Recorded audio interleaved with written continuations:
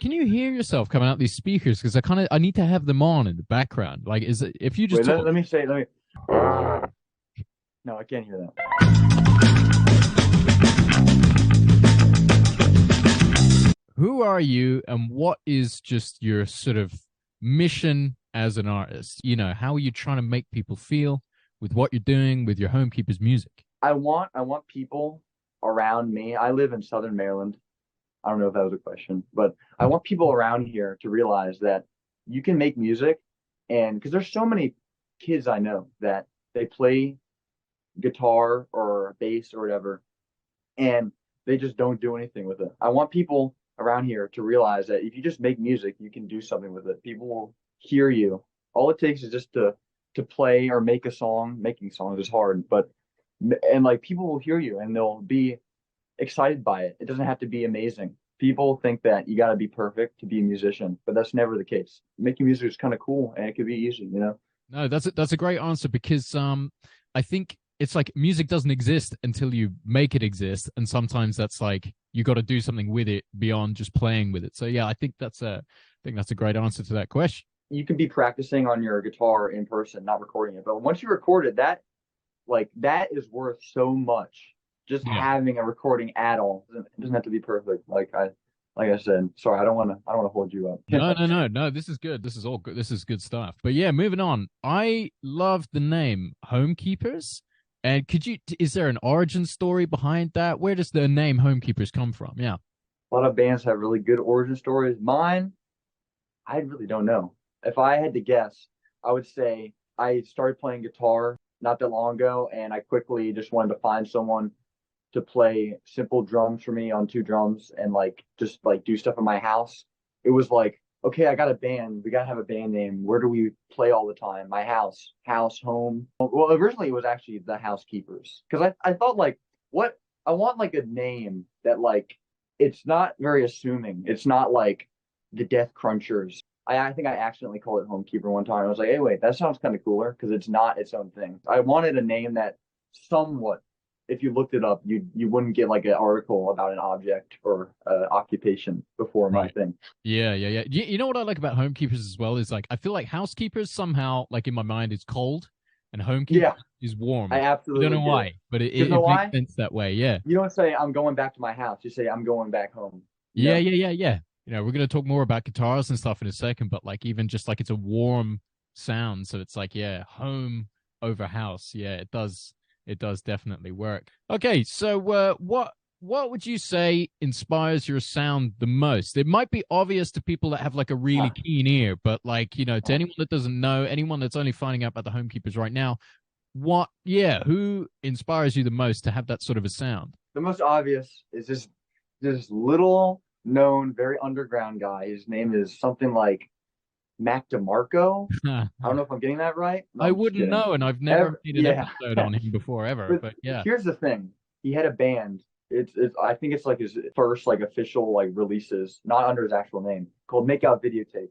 I think it started in 2009. It released his first EP 2009. I think it broke up 2010, 2011. And basically the sound of that band, it was almost entirely twin reverb. I call it Tiesco. I think it's pronounced Tysco. Tysco, I'm going to use Tysco just so people don't get confused. Tysco guitars, really, really shitty recording technology, a lot of reverb in the distorted tone. It's not like distorted and then you got reverb on top. It's like the reverb is getting pushed out in a shittily way. That's easily the main influence of the sound. Now, songwriting, I don't even know what influenced that. I think it's just all sorts of things. I mean, Mac DeMarco was honestly, I think he's the first modern artist, more contemporary artist, though, of course, his main stuff, that's like 10 years ago. Some people, that's like really freaking old. But to me, I grew up on 60s, 70s music. As I was getting into music, that's all I listened to. So when I heard of this Mac DeMarco guy 10 years ago, that's recent in my mind. And I started to get really into it. You know, young people, what do we listen to? We listen to more contemporary music. What's Mac DeMarco? He's more contemporary. So when I started tapping into that, I was like, oh, wait a second. Not only does it sound good, but if I can tap into what this is and make something like it, I think people around me would like it more. And that kind of happened a little bit. I only got into guitar recently, so I haven't really gone back in time that much. But I feel like when you get into more contemporary people, people will just instantly say, "You're copying. Why do you want to know so much about these people? Make your Right. own sound." There's a difference between something that sounds good and writing that is just the same exact writing. You're copying someone. You're basically trying to be them. Hearing their sound and being like, "Oh my God, that works so well," Yeah. and no one else is doing something like that. I want to sound like that. I want to be in front of people playing my instrument, sounding, making that sound on my Definitely. own creations. And that's really what Homekeepers is. There's genres where you got reverb guitar, you got mixing that's sort of wobbly, but I don't know. I cannot think of another artist that combines shitty recording with like a guitar that just sounds as disgusting as that. I want it to be clear that Homekeepers, I'm not trying to be anyone. Make a videotape, or like anyone else, because clearly there's some other influences in there. It's just I like that sound, and I'm sure you're as I continue to write, because writing is a new thing for me. I'm gonna stray even further from that. Hopefully in a good way. I try to make it in a good way, but I just want to be known that make a videotape. I would not be making music, I don't think, without them. How are you recording this stuff? Because I actually know a little bit about it, and I find it fascinating. And it's the reason really why I wanted to talk to you, because anyone that asks me, I get a few people DMing after they've listened to my stuff and saying, "How are you doing this?" And I almost find it embarrassing because my setup is so simple and I try and do it the simplest way, and that's because I have no idea what I'm doing.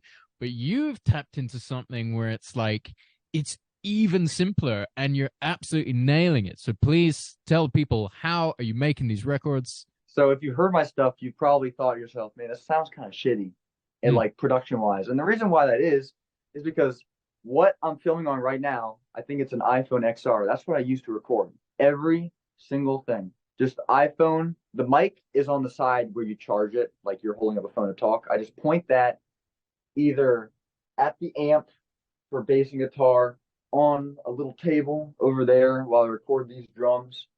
And the reason why it doesn't sound totally ass is because there's an app called BandLab. And what I've done on BandLab, honestly, it's a fluke that I downloaded it about a year ago. Yeah. So I'm a multi instrumentalist, and what good is being a multi instrumentalist if you cannot play on the? This is gonna sound a little sus. Play with yourself, if you know Yeah. what I mean. You can play Yeah. drums all you want, but you gotta if you want to play drums in like a musically productive way, you gotta join a band. Same with bass. Same with Yeah. eventually guitar. And I was like, I'm tired of this. I would do like archaic things like record and then have my second like beat up phone that like I don't use anymore but still kept. I'd like play the audio out loud and like record all of it like through like a Bluetooth speaker or something. Oh wait, there's this app called CapCut that someone told me about that you can edit things. And then I tried to make music in CapCut, Right. that which is like that's like a video editing software. And then one day I was at school, and I was like, man, like everyone, like why can other people do this? And like I found this app called BandLab, and I had just recorded like a bunch of drums to eventually like just drum takes to be like used on CapCut, but I popped them into BandLab. And I just use a stock preset. They have a bunch of presets in BandLab, and instantly, if I heard it now, I'd probably think it was shit. But I heard it then, I was like, "What the fuck? This sounds legit." And then after that, I was just trying to get the best sound I could on all my little creations. I would record drums for a lot of Mac DeMarco songs because I was into him at that time. But then later I'd go back and do some Paul McCartney songs I liked, Grand Funk songs I liked, and stuff like that.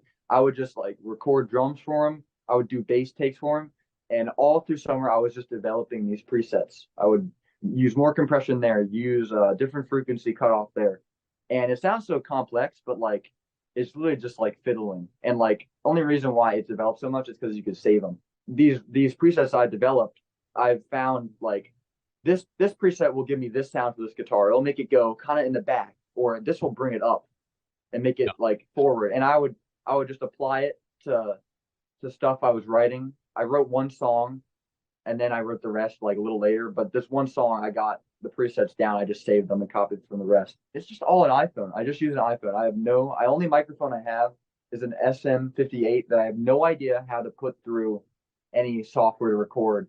Because that's another thing. When you use an iPhone, it's just all on there. You could do everything. The whole entire process. I never use a computer at all for any of this stuff. Like when someone's got like a really complicated setup, they tend to say, right, okay, I got this nice compressor. every time I do drums, I'm gonna like compress. I'm gonna do everything through this one compressor, and it's like, okay, but I've also got another trick for vocals. So every time I do a vocal, it's gonna do this thing.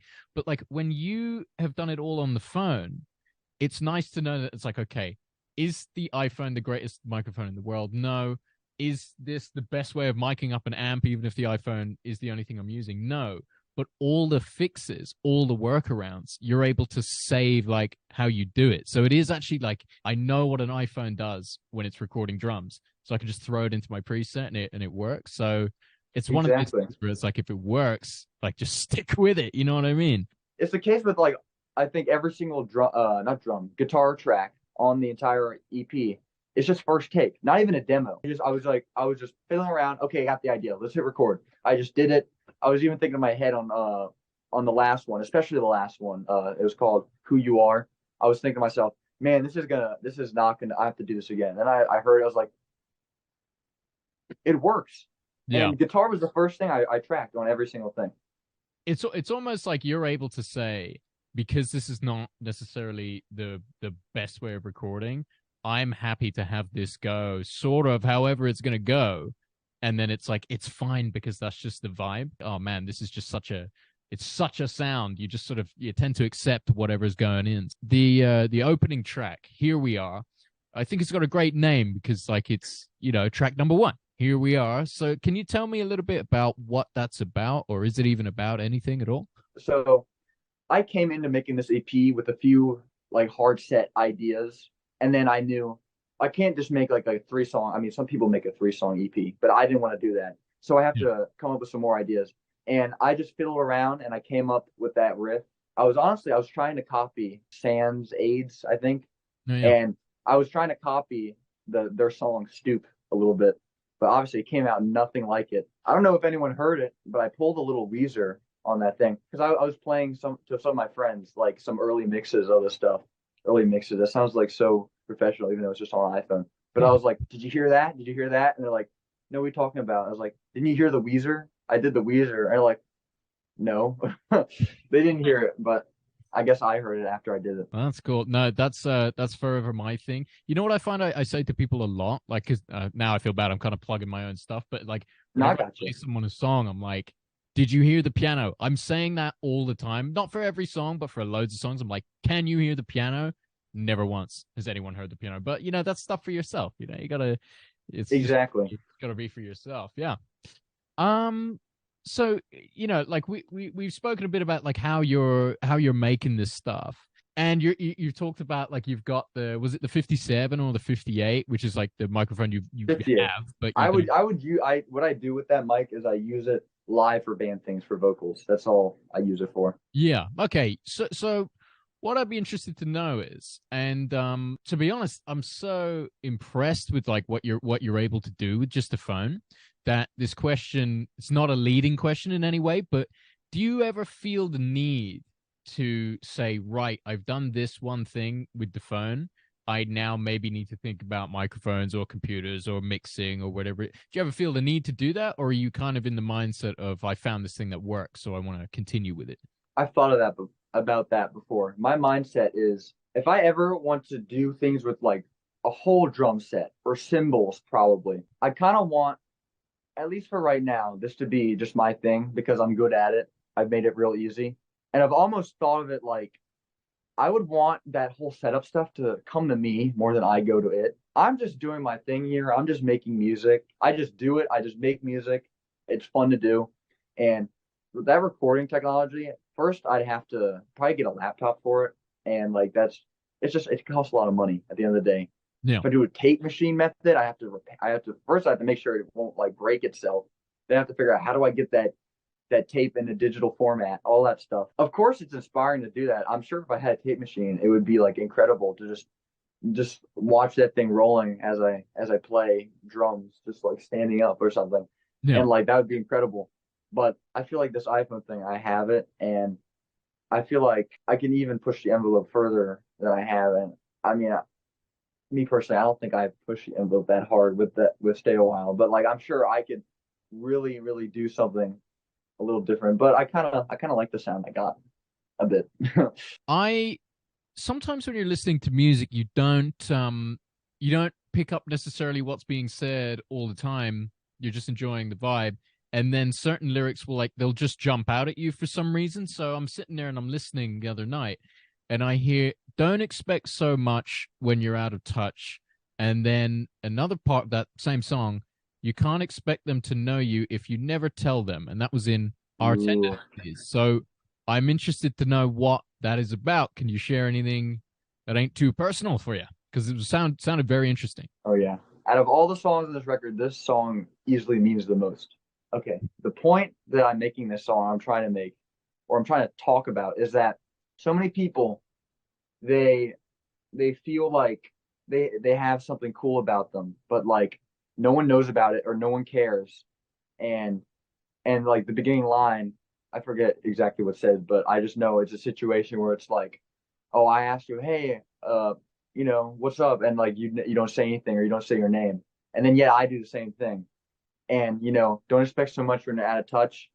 And what Yeah. was the other one again? How do you expect them to know if you don't tell them? It's Yeah. basically it has to do with that music thing I said earlier on, where so many people they play instruments and they do it all at home and they're like, oh, I'm a guitarist, but like they never try to start anything. They never tell other people they know are musicians. They never but they expect, or some expect, they Hmm. expect people to be coming at them, or at least that's maybe that's why they don't tell anyone because they want them to come at them.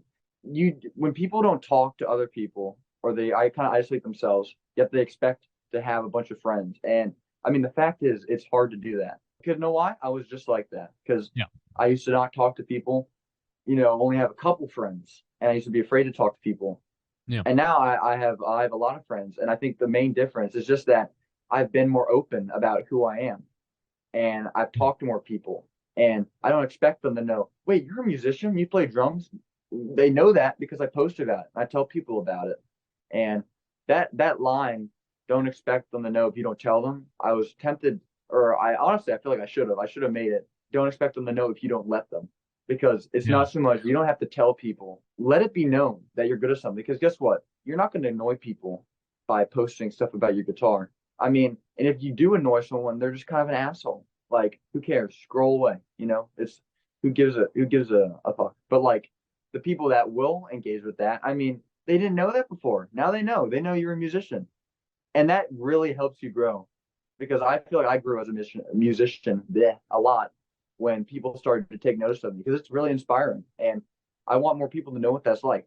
Definitely. And it's great that like it circles back to your thing of like, you know, there's a difference between actually making something and finishing something and just being able to play the guitar or just being able to play an instrument because I think what you're talking about, seeing somebody say like on an Instagram video playing the guitar in their bedroom is one thing, and somebody saying, "Do you remember that guitar playing I was doing? Well, here's a record I've made." Is a completely different thing. And like where you're talking about inspiration, it's like I always find that far more inspiring. And I imagine people that aren't even musicians find that more inspiring as well, you know, actually making something of your talents, if you will. And there's people Right. posting from their phone of them playing guitar on Instagram. That's just Yeah. the first step. Because guess what? That's what I was doing. That's what I was doing last summer.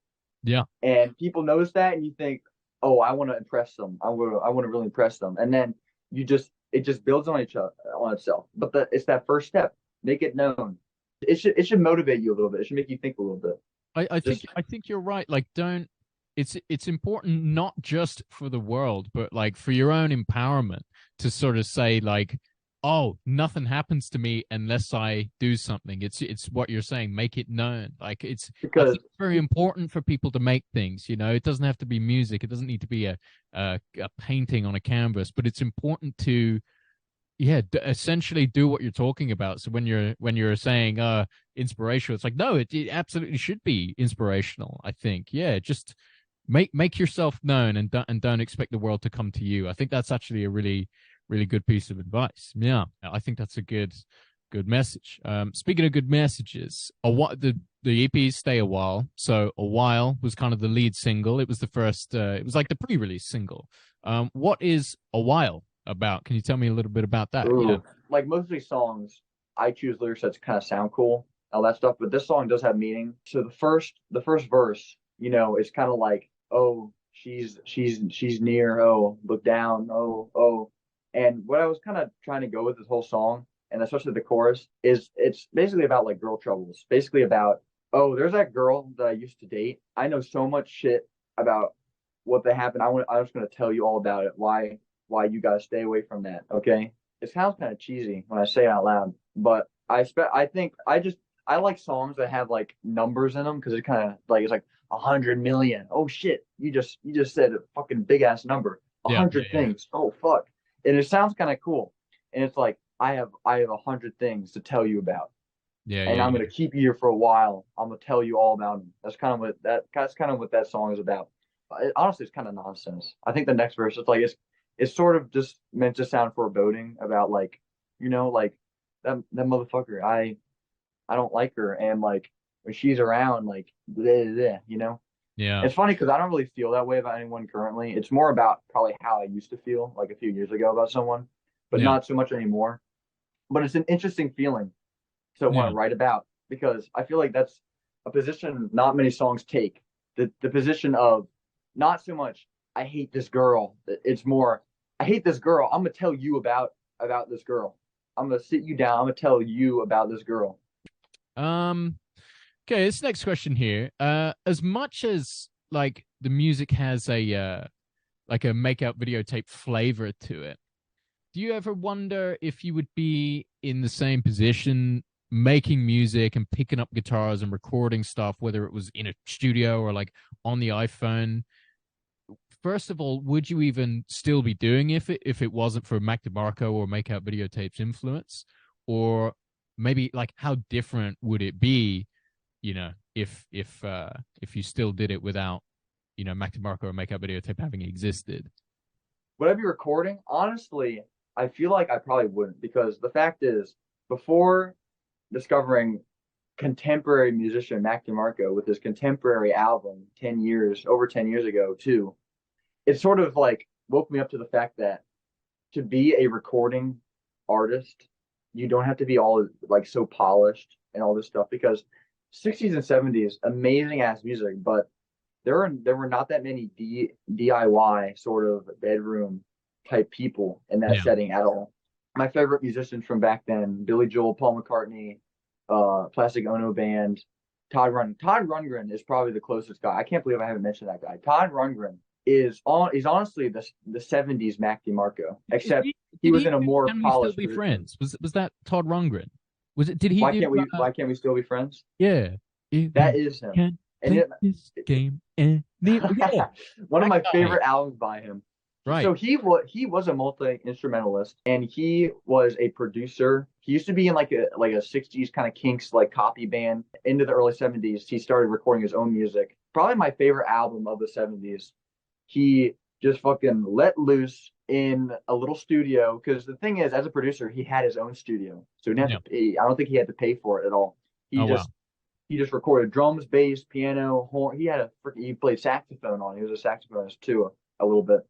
And it's just these amazing ass pop songs. And the cool thing about it is it's a little rough around the edges, nowhere near Mac DeMarco level, but like that dude, like that's probably the closest thing to making me want to record my music off of what I knew. And then when I discovered Mac DeMarco, one, the big thing I mentioned a lot, he's more modern. He got famous off of doing this stuff within the last 10, 12, 11 years. And that alone was a lot to make me think about because like this guy he does the guitar, drums, bass. It's not sort of like a mix. Like I got into Kanye at the same time. Yeah. Kanye and Mac DeMarco aren't doing the same thing. I Right. think I like them both. Oh, that's kind of controversial at this point. Let's say his early album. I liked his early album, College Dropout. That's a really good album. But like Yeah. that's a totally different thing, and it's an older thing. But like just the fact that someone can make guitar music and be famous, it made me think, wow, what's he doing? You got the intro, little guitar thing, then you got the verse going, then the chorus, Yeah. verse, chorus, and then the chorus kind of repeats. Like that song structure, it sounded good though. It's like without hearing that though, and hearing that like the fact that that dude got famous off of that in this day and age, and then when I went back to fucking make a videotape, like just something about the way that make out videotape the vocals wrap around the guitar in like such a pleasing way. He Yeah. chooses such pleasing notes and stuff like that. It just made me realize, damn, you can sound really shitty, record really shittily, and you can make a cool final product. So the final song, Who You Are, the vocals, we spoke about this beforehand, but the vocals take a bit more of a back seat, which was interesting. It created a vibe. So I know it seems like sort of the standard interview question bullshit, but can you walk me through that song? Like what was, why was there a noticeable, at least for me, vibe change in that Ooh, last I'm track? pleased you noticed that because all through this record, I've been like worried about, okay, are the vocals loud enough? Are they quiet enough? And I wanted to bring them down, not like bring them down so you couldn't hear them in that song, but I wanted it to feel more foreboding because I feel like a while the single and also on the EP and Who You Are. Well, they came after one after the other. A while recorded first, and then a few weeks later, I was like, let's make an EP. So I recorded Who You Are next, and I feel like they both encompass the same sort of like foreboding, sort of like ding ding down down down down down boom boom boom boom boom. It's like Yeah. it's not like jolly. Well, none of the songs are really jolly, but it's not like jangly. It's not like that. When I recorded that song, I had that idea of that riff just sort of in my head, like that chord. I was like, I want to do something with that. And the song kind of strays from sort of like chorus, verse, chorus thing that I do in a lot of other songs because I always feel like the downfall with Make Out Videotape was the songs are too short and Yeah. easily you can draw things out. And I said when I write these songs, any songs at all, I want them to be longer than like a minute 55 or like 2 minutes 10 seconds. It's the only song, and I made this choice after I decided I'm gonna have a solo section at the end. It might be hard to hear for some people who are more used to like loud, like very up in the mix, like everything goes down and the guitar solo comes up. I kind of wanted it to be more in the back, but it has a guitar solo at the end that kind of in the place of a chorus, not even a chorus part. I don't know what's in the place of it, just kind of extended two chords from the chorus part, and it goes into the intro of the third, like sort of start over. I when I did that, I was like, I want this to be the only guitar solo, and I don't want to overdub any guitar anywhere else. So before my final question, I just wanted to ask, I've seen on your socials pop up a few times, Shrine. What is Shrine? Is it Shrine Band or is that just the name of the Instagram page? It is a band. The band's name is Shrine, Yeah. and the best way to describe it is since I've like sort of gotten myself more out there last summer, basically I met a few musicians. You meet some musicians like but like you never do anything. Yeah. And when I started playing guitar, me starting to pick up guitar, buying the guitar and be like, I'm gonna freaking learn this because I bought the guitar. Don't like maybe don't do this with an expensive instrument if like you're not totally sure. This guy was only literally like $200 on Reverb. I was like, I'm gonna learn that. And when I did learn it, I find that as a guitarist, people start coming to you, or you are the band now. Guess Yeah. what? I could play guitar, I could do it all myself. And that's sort of how I felt after that. With these people that I met, then they finally had a place to fill because before they were like guitarists that didn't really know what exactly they want to do. This sounds mean, and I don't know if they might hear this, so like I just mean it in a way of I know you're good at guitar. I'm gonna name drop this guy, my man Dylan. He's good at guitar. He's good at guitar. He's better than me. He's good at I'm not sure about open tunings because I mean who the hell is good at open tunings really? He's good at standard drop D, but it's just as a bassist and then also a drummer. When I picked up the guitar, I'm like, yo, anyone want to hit these two drums for me? Let's do a goddamn band. So then I formed Homekeepers because I found Right. someone who was willing to do that. They weren't even a musician. Her name is Cadence. Yeah. Cadence plays drums with me live for Homekeepers, at least when I play at my house. With Shrine, basically, I was like, now that I got Homekeepers, I'm playing guitar, open D, and I know what I'm doing. Hey, Dylan, why don't you do bass and your friend that you talk about, his name is Sydney Daniels. I've known about him and I've tried to jam with him a few times previously, but like it just never worked out. I was like, hey Dylan, that friend you keep talking about that like has a drum kit in his basement, why don't we all just like form a thing? Like Yeah. I think he was like when I told him he was like at Panera, like that's his job with Sydney, who's also works at Panera. And they're like, fuck yeah. That's what Shrine is. Basically, we all just like join forces. And the role of Shrine right now, it is its own thing Yeah. and it's going to be its own thing. I could be doing all this stuff in my room, and that's all good, and I can release music, and that's all good. But as a vehicle for live music, I need people, and I need bass, and I need drums. That's sort of the role. not that's not the entire role of Shrine, absolutely not. But I do want Shrine to be able to play my music, and that's actually what I'm gonna do right after this interview. I'm gonna hit up Sydney, be like, hey, yo, it's done because I told him about this, Oh, and nice. I'm just gonna go over and practice. But I want them to learn my music, so we at least have a band to be able to play my stuff. If anyone wants to Yep. hit up, yo, yo, Christian, bro, I like the Homekeepers. Want to fucking play my bill? Hell yeah. Okay, I got it all set up. Let's go. I want it, if anything, to be a vehicle for Homekeepers music, but also a display of how good Dylan is and how good Sydney is, both as musicians and also just as dudes. They're cool ass dudes. And that's kind of what Shrine is. There you go. Cool. Yeah, no, that's great. Yeah. And that leads perfectly into my final question. What is happening next for Homekeepers? Are you looking at new songs? Are you going to make another EP? Are you going to focus maybe now on Shrine stuff? What is happening next? What's your next move? See, you asking that question is sort of like me asking myself that question because am I gonna do another Homekeepers EP? Absolutely. Am I Yeah. gonna do it this year? I don't see why not, unless I get in a car accident and like I lose my hands or something, or like my every single like guitar I own destroys itself, and I try to buy another one with some money I earned at Giant Foods, then it fucking explodes. But like, yes, I there will be another EP this year. I want to do Homekeepers. I'm gonna keep going with it. And with Shrine, I need to ask myself because now that I have two projects going, I need to figure out what do I assign to what. Because now every time I play, like yesterday, I jammed with Sydney, and like it was just drums and me, good old fashioned Homekeepers type beat going on. But Yeah. like basically like whenever I like came up with an idea or like did an idea that I had on the back burner while I was making Stay a While that I didn't end up using. I had like a couple of those. I had I think two good ones that might be on the next one. I was like, do I want this to be a Homekeepers thing or a Shrine thing? And like now I got to think about that, and it's kind of hard to do Yeah. that.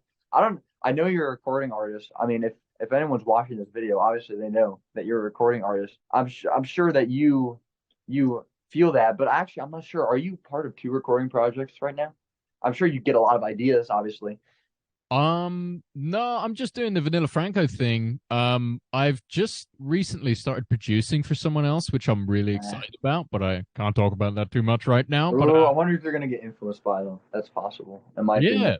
absolutely. Because I do definitely want to because I for some reason I've just decided I'm doing two albums this year, and I know that one I'm just not gonna care what happens on it, and then the other one is just gonna be effectively a sequel to the first album. But yeah, changing up the sound is definitely something I want to do. Yeah, completely taking a And left turn.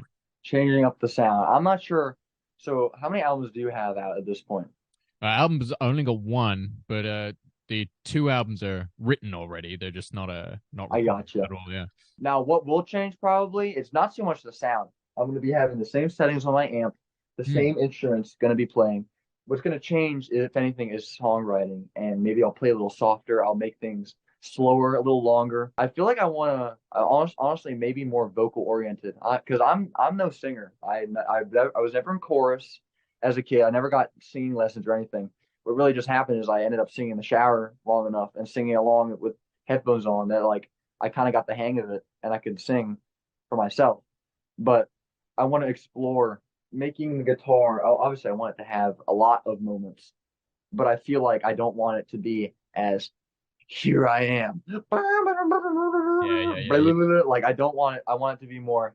Oh, look at you! You saved my album, my EP. You followed me. You're listening to this now. Okay, now you're in this. You're in Yeah. this. Let's see what what songwriting takes me because that's the whole other thing. I'm not I'm not used to songwriting. I'm very new to it, and it's kind of hard. Though I can do it efficiently if I just sit down with it, you know.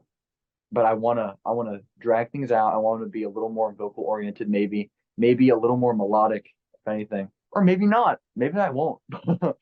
I don't know. That's the fun thing, as I don't know, and I'll have to figure it out.